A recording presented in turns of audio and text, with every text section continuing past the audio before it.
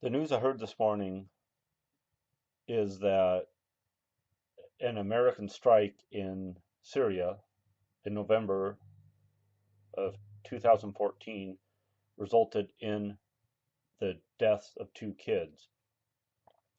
The release was in an apologetic tone, but the reality is we were targeting a terrorist camp.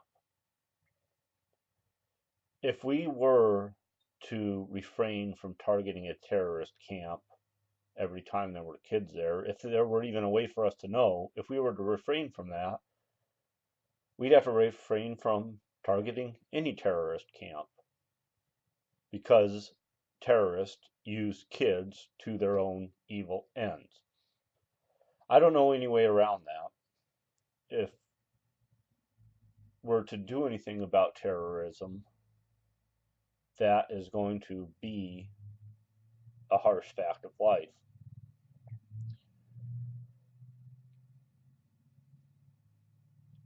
Of course, I don't relish that any more than the next person, but it is a harsh reality of life if we are, in fact, to fight terrorists. This problem, really, much of it is rooted in the Carter administration. He undermined the Shah. He was publicly taking the Shah to task for his human rights abuses. Someone even said of the Shah that he does not act like the King of Sweden. The Shah said, I'll act like the King of Sweden when I have subjects like the King of Sweden has. The King of Sweden did not have to deal with the bloodthirsty elements that wished to undermine civil society that the Shah of Iran was dealing with. And Jimmy Carter should have just kept his mouth shut. Either Carter was ignorant or actively anti-American, but the result, whatever his motivation, the result was that the Shah was undermined, in part because of the actions and words of Jimmy Carter.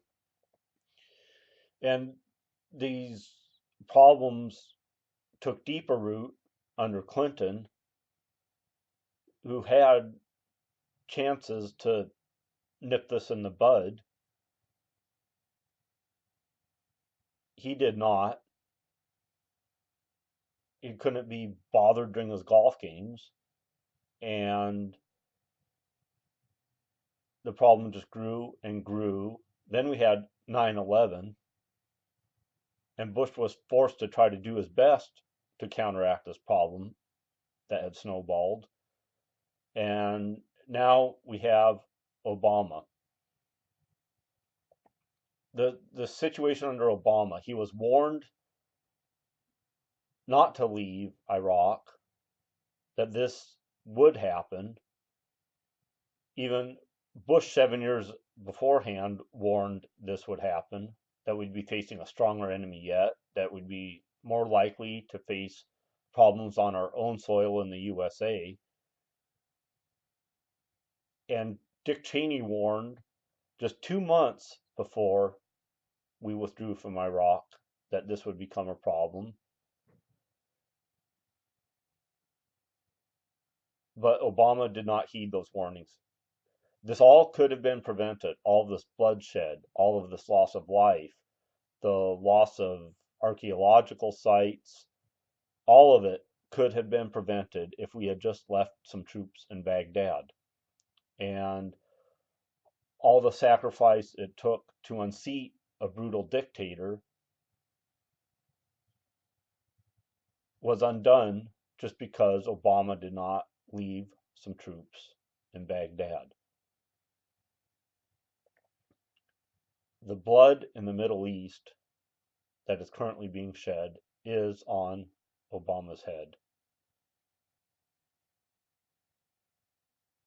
He ignored our agreement to the Iraqi people.